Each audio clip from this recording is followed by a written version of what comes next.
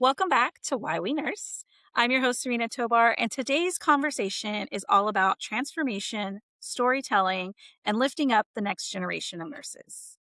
My guest today is Nurse Jen, an emergency room nurse whose career took an extraordinary turn. From the chaos and intensity of the ER to becoming an author and creator of a groundbreaking program designed to support and grow early career nurses. We're talking about surviving the ER, turning lived experiences into powerful writing, and building something that helps new nurses thrive, not just survive. Nurse Jen, welcome to the show. Oh my God, Serena, I'm going to steal that intro. I'll redo the back of the book to be like, so we're going to write it like this because that was phenomenal. Thank you. Oh, you're welcome. Let's start with your journey. What brought you to nursing and how did you find your way to the ER? Yeah, I didn't start in nursing. Nursing was never on my radar. It was never something that I thought I'd ever do. Um, Went to university with to start in a biology degree, got through my first year, was like, okay, this is all right. But in my second year, I failed the first half of my organic chemistry course, and it was a full year long course. I failed the first half, so I couldn't, complete the second half. And it was like, okay, I'm now a year behind. I can't wrap my head around this. Is the first time I failed at anything. What do I do? And honestly, it was such a gift from that professor to fail me so that I really took a look at, is this actually the right thing to do? What's going on? And is this what I want to continue doing? Thankfully had a girlfriend in first year that she was in nursing. And so we'd go through her like Mosby's dictionary and look at all those super gross pictures. I'm like, okay, this is cool. Like, this is what I actually want to do. Why am I not doing this? So ended up, thankfully Lakehead University, which was where I was, had a 3-year compressed program for the RN. And I was able to switch in and take it at the 4-year pace because I already had about a year and a half worth of credits. So, it was a failure that led me into nursing, and I am so thankful for it. So, what was it that drew you to the ER? I again, another falling face first into it. My first job was at such a small rural hospital that there was only 2 positions. There was the ER nurse and then the floor nurse, and you just swapped every other shift. So sometimes you'd be in emerge, and it was just you in emerge, and then you'd call in the doc whenever somebody actually came in. You'd have night shifts where not one soul would come in the entire 12 hours, which sounds like a dream, but it is like watching paint dry. And then you'd have the floor where you'd have 2 RPNs or LVNs with you, and you'd take care of your admitted patients. But the admitted patients typically had already been there for several months at that point and were awaiting long-term care placement. So it was an interesting start that, you know, I was I should have been more scared looking back, not knowing, if anybody, and I mean, it's so Canadian, but if somebody hit a moose up there, and you weren't driving a truck, you were done for. So to know that, ooh, I don't have the skills to be doing this. So I, hunkered down, watched every episode of ER, and then took a critical care course as well as an emergency care course because I'm like, I need to know what's going on and what I'm looking for and what the risks are. For as slow and methodical as that placement was, I was very lucky to be able to continue learning on shift. That's fantastic. I have students that when we have our ER rotations, days at the ER is not as busy as others. We don't like to say the S word No, no, or the Q word. or the We Q word. don't we don't say the Q word. So when it's not as busy as other days, they're just like, oh my God, there's nothing to do. What do we do? And I'm like, Listen, it's don't feast or ask. famine. It is Mhm. feast or famine. Yeah, in a And minute it please could don't let any of change. these nurses hear you say We will this. we will not let you forget it. And the second it hits the fan, we will be grabbing you to be like, "Oh, you thought you were going home? No, no, no, no, no, no, no. You asked for this. Now it's here. Now you can help us deal. You can be a Yes. runner. You can go." So we know the ER is like a world of its own. Can you paint a little picture for our listeners? What does the typical ER shift feel like? Is it like what you see on TV or what is it like?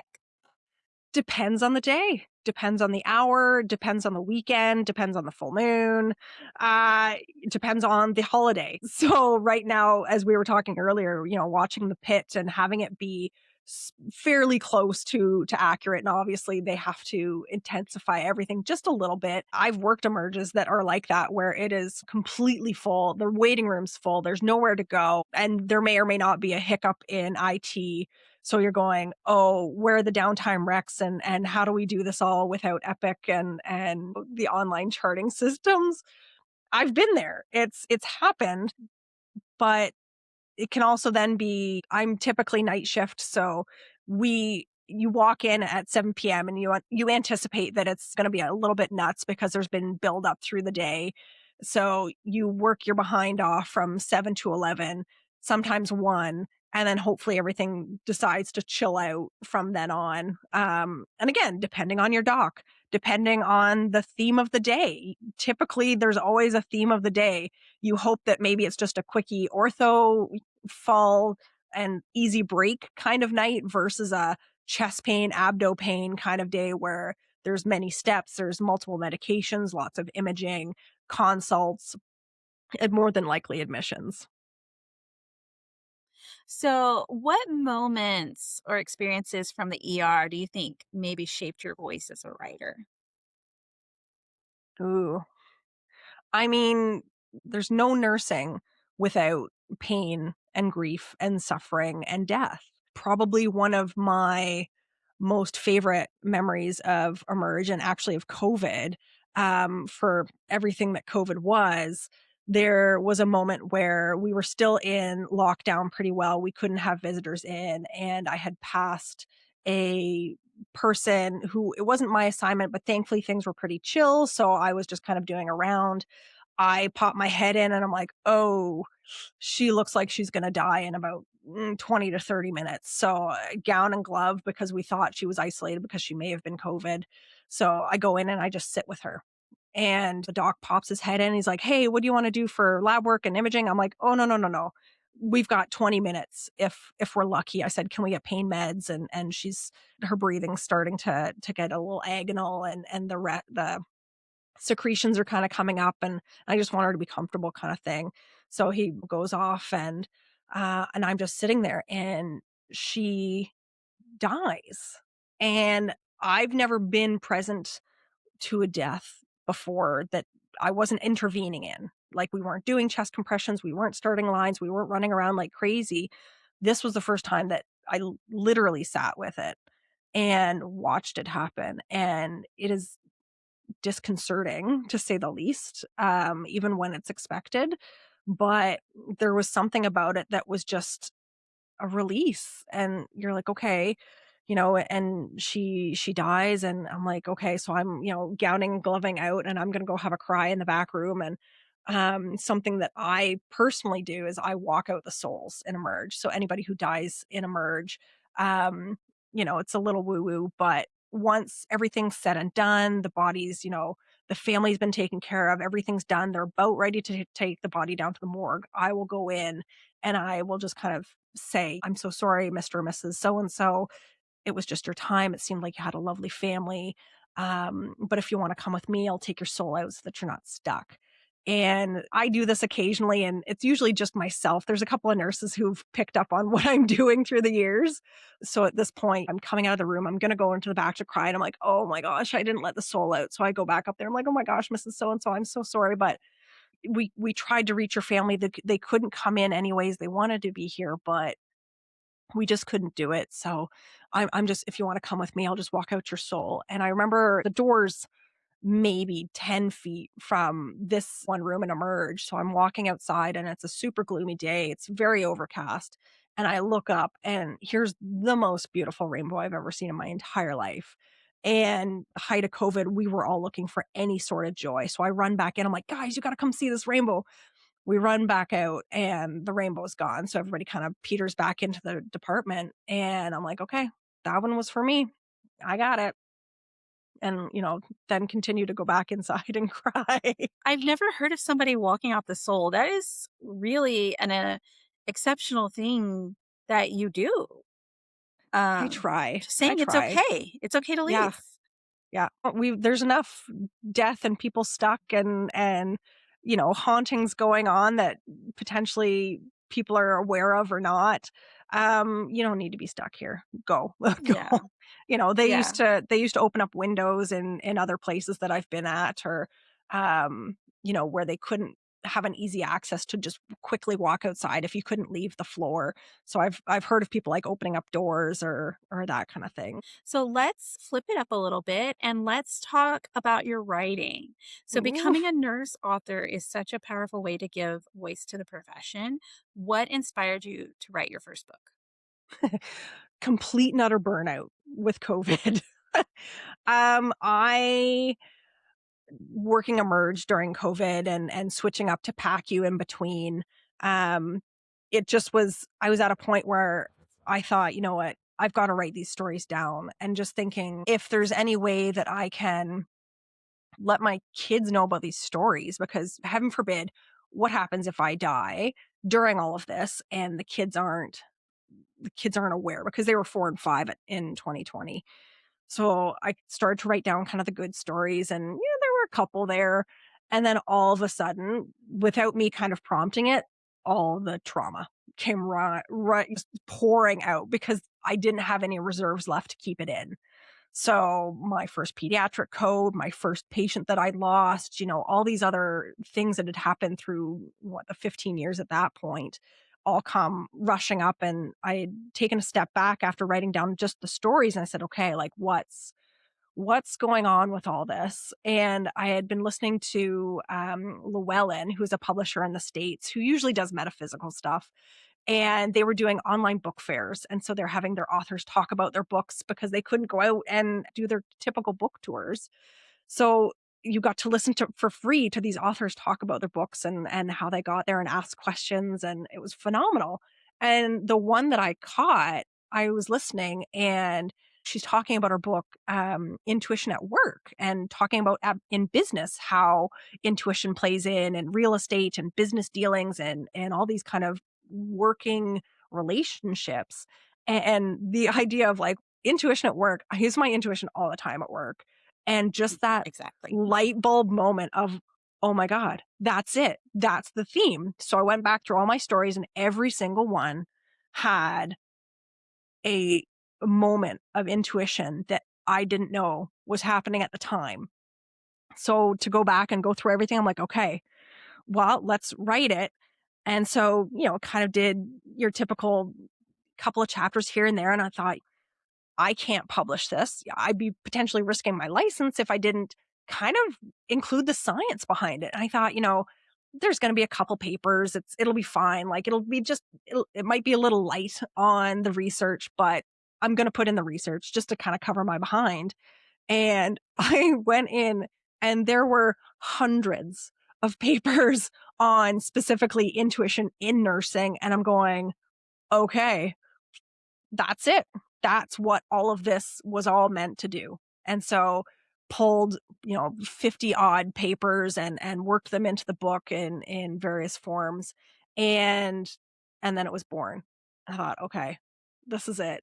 And if somebody's going to be kind of the one to stand up on a hill and go, we use our intuition at work in nursing, and it's not just 3 a.m. and I'm not just telling funny stories with, little anecdotes to my buddies.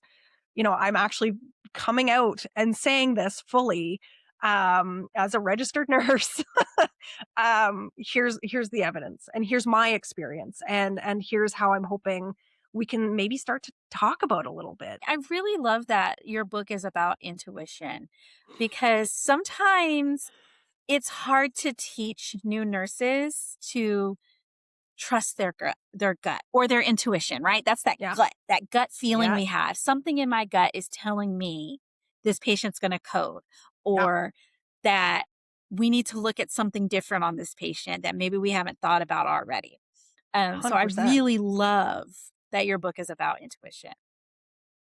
Did you always journal and write even before publishing, or is that something that just kind of you started doing and it led up to publishing? So with my own burnout, I started to journal again. And, the stories kind of started as a journal entry. So it started back up. I remember writing in middle school, a little bit in high school. I really loved writing. Of course, you then go through nursing school and they beat any love of writing right out of you because it's paper after paper after paper after Yeah. paper. And you're like, okay, if I never write again, it'll be too soon. So I kind of let that idea go that that was gonna be a thing, and so to get to this point where I'm at my absolute lowest, I write this book in 6 weeks. I don't remember Oh, writing it. wow. I remember staying up really, really late. I remember getting up at, like, 2, 3, 4 in the morning to, like, continue on a story.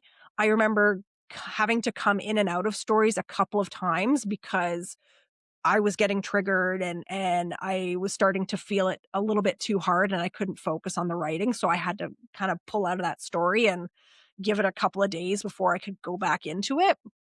But going back into my own stories and really looking at, okay, what happened? Like it's been 8, 10, 12 years since some of these stories. I mean, the one I was still a nursing student, so it was 15, 16 years ago. Um, I'm coming back into these stories and these stories that I've told through the years, but have been, whittled down to a 2-minute little anecdote. And now I'm going back into them to stretch them out. And what was I feeling? And do I remember what room we were in and, which hospital it was? And really in my mind going, was it nighttime? Was it daytime? What was I hearing? Do I remember who was there? What were the other nurses who were there? Just was it afternoon? Just trying to really get back into that memory when it had been suppressed for so long, was so hard, but it was the thing that I thought after putting it on paper going, "Okay, I can let this go now." The family's pain and suffering doesn't need to be my own pain and suffering. I can let it go. There were no names and no dates and no hospitals or anything like that, protecting HIPAA as viciously as possible, except for the one story, which I was a nursing student and I had always kept in contact with the family. And so when I finished writing, I got back in contact with the family. I said, "This is what I've written. This is her chapter. I have changed things, but let me know if you want me to change anything." I said, "If you hate it, I will trash the whole book in an instant." I it's She was my first. She always is with me. And you guys are always with me. So if you want this trashed, I'll trash it and it's not a problem. And the family, the husband was so thankful because the girls were she had 2 daughters.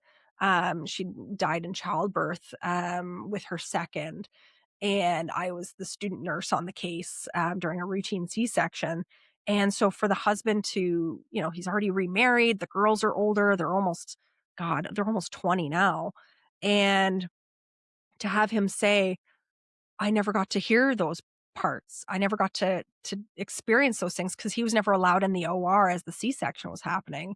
So he never got to experience her last moments and some of the things that she said and what had gone on and everything that way. He goes, "Thank you." And so I thought, okay. I said, "You're okay if I publish this?" I said, "I don't want to use her name." He's like, "Please use her name because who else is going to use her name? It's been 20 years."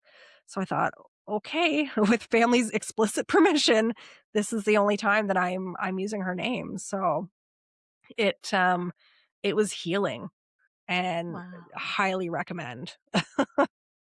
Yeah, I bet it was very healing for him as well. Yeah. So, what do you hope nurses or even non nurses who read your book take away from your writing?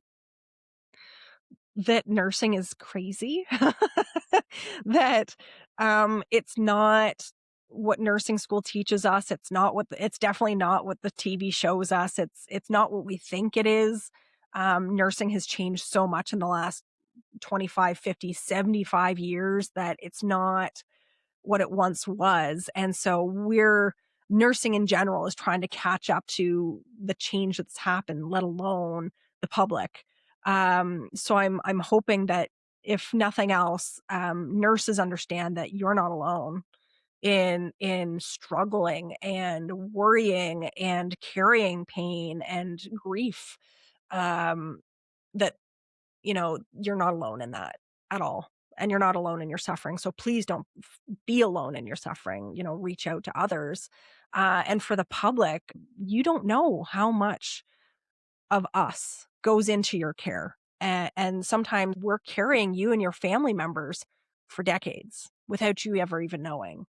Um, and so be kind, please, especially in the ER. Yes, yes. Please be kind. It is hard. And sometimes I think people who are family or patients themselves, for them, especially in the ER, whatever is going on with them is the worst thing happening to them in their lives at that moment. Yeah. And sometimes it may not be the worst thing happening in the ER right then. And so they may have to wait a little bit and they don't quite understand why they're not going in turn of order of arrival, because Oh, they don't yeah. understand triage. So it's really good sometimes for them to kind of get an insight, like you don't want to be first in line at You don't the want to be ER. rushed. Yeah, You have the luxury of waiting. Be very thankful for having the luxury of waiting. Because yeah, if I'm not even finishing my triage note, I'm just bringing you back. That is not good news. right. Like, I'm worried. I'm scared. You don't want me worried or scared. You kind of want me a little nonchalant because that means everything is just fine. Yes. So, was there anything surprising about the process of publishing? Oh my gosh. So my publishing journey is a little all over the place. So when I originally wanted to publish, I thought because it's nursing, because it's the subject matter, because of all the evidence, I really wanted to be traditionally published. So this is when you apply to publishers, you don't pay a penny. They take over the book. They make it what they think will sell best. You don't have any input after that point as to like cover design or editing or anything like that. So you really do give up a lot of creative control, but you then get royalties. So typically for every book sold, you'll get 15 to 18% royalties, which if you've put nothing forward, fantastic. That's just a win, truly. So when I had applied to publishers, it's an exceedingly arduous process because you're trying to find publishers who are publishing things similar to your book. And for me, it's part memoir, it's part medical, it's part journal. It really didn't fit well into any one category. So it was really hard to try and apply and get accepted. I was exceedingly lucky that I did get accepted by a traditional publisher, a very small publishing house out of the States. And so then you wait and nobody tells you that this is the longest waiting period of your life. So as you're as you're writing, please don't finish the book to wait to send it out. If you've got a couple of chapters, if you've got a chapter outline, please send interest out to the publishers at that point because it's going to take months for the publishers to get back to you.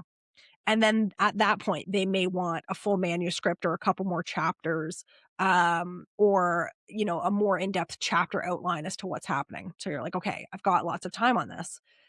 Once you finally, go back and forth and sign the paperwork, I waited 2 years before we moved into editing because it was such a small publishing house. We got a couple months into editing, and then they were like, "You know what? We're actually gonna go back to physiotherapy books. We're gonna give you your rights back. Good luck with good luck with the book." And so they gave me everything back and dropped me. So I thought, "Oh, man." For 2 years, I've been telling people that I'm going to be traditionally published because it's exceptionally hard to get traditionally published. You're more likely to get accepted into Harvard than you are to be traditionally published, just for kind of a reference point. So I'm going, "Okay, now what?" Do I risk going back, applying to publishers, having it be another 2, 3 year long process, potentially get dropped again at the last minute? Or do I decide to foot the bill and self publish? So I decided, you know what, forget it. If it takes me working more shifts, I'll work more shifts. But this book is coming out. I thought it was coming out this year. It's happening now.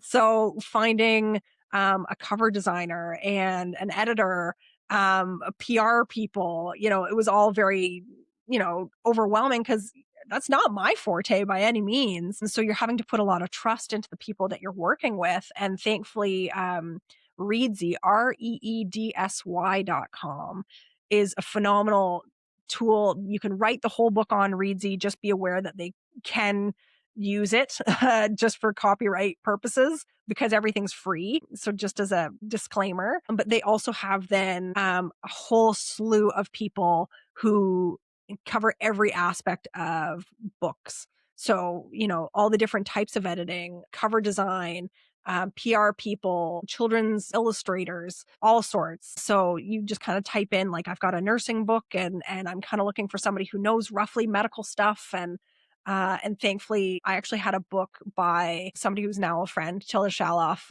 who's a phenomenal writer. And I looked at her book, and because in the books it will say who edited it.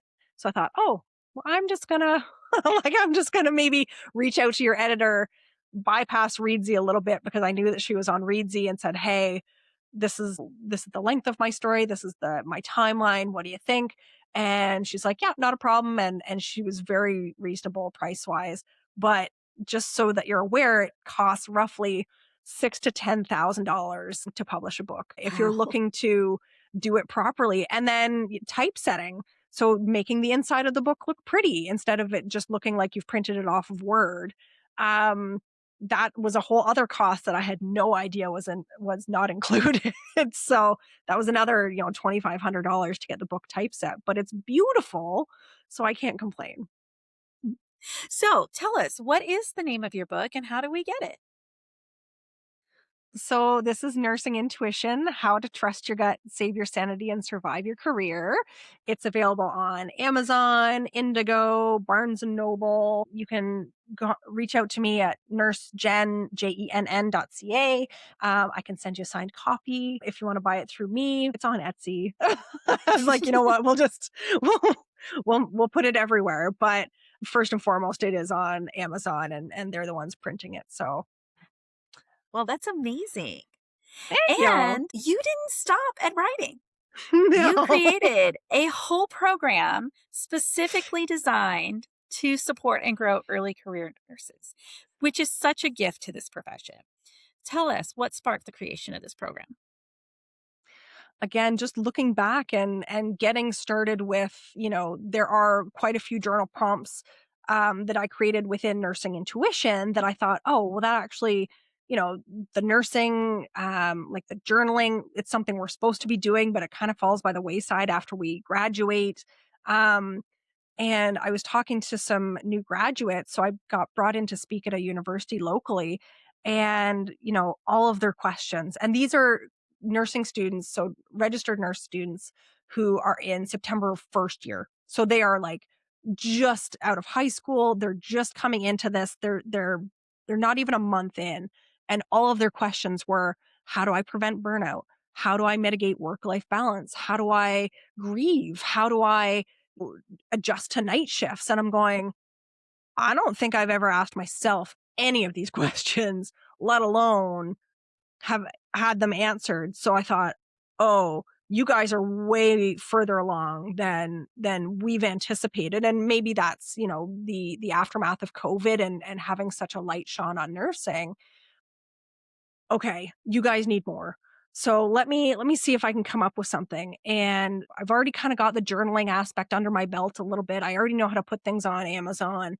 Okay, let's try and create this journal. So I created the journal and thought, I think that'd be really good for new graduate nurses transitioning to bedside, because I remember how hard it was transitioning to bedside. And that was way before electronic EMRs and social media and all these other new hurdles that are now completely encompassed in nursing. So I thought, okay, you guys need some help. So here's a way that you can write down just how your shift's going, just very quick jot form. What went well, what didn't? Did you get any water? Did you get a lunch break? How many steps did you do? You know, were you fully staffed? All these things that, just it goes by the wayside in an instant. And then the wins, the little wins, the first time you got a catheter in the right place, the first time you start an IV, the first time you were able to calm down a patient or provide comfort to a family member. Those small wins are the things that actually make a career, when in reality a lot of us wait for those big wins. Oh, I want that big save, I want to do CPR, I want to do all these things. Depending on where you're working, you may not get those for years. So, how do you come to terms with the feeling of I'm not learning fast enough, I'm not growing fast enough, this isn't for me? And when you butt up against that imposter syndrome, what can be there to really reiterate to you in your own words that no, things are, you're doing it. You're doing it, you're growing, you're learning. I thought, well, a journal. I think that would be pretty cool if somebody had that just at the bedside to just quickie jot things, because I know that you don't have time. And so quickie jot it down. You've had that shift that just completely crams down your throat and you're like, I don't know if this is it. You can come down off that shift and then come back to your own experiences and say, no, no, no, no, no. This is, I'm actually moving forward. This is okay. This is just a learning curve. It's, it's to be expected. But I am moving forward because, I mean, I don't know about you, but I can't even guesstimate the number of people I've touched in 18 years in Emerge. I I don't know how many bodies I've wrapped. I don't know how many family members I've comforted. I don't know how many times I've even cried with families.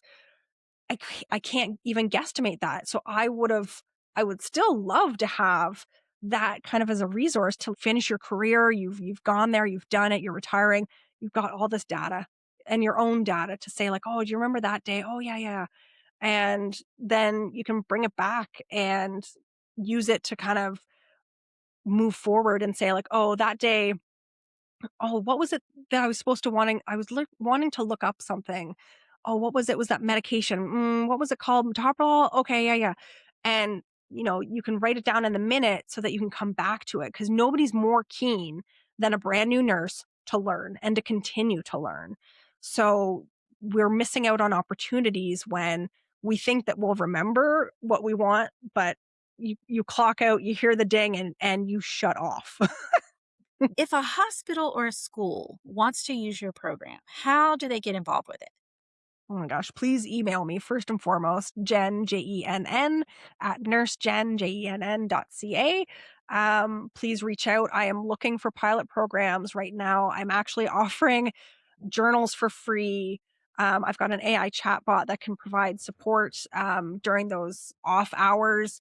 And then we've also got expert mentorship on the other side for then we come back to business hours. That nurse can then hook up with somebody who's an expert and they can talk it out and debrief a lot of situations that we don't have time to debrief in the moment. Or we as expert nurses, we've debriefed about this 100 times already. We're okay with that, but you're brand new and you've never done this before. So let's talk about it. Let's, see, actually, let's just let you hear that you did everything you could in that moment. And truly, most of debrief is that's what needs to be said by multiple people in the same situation, that everybody did everything you can.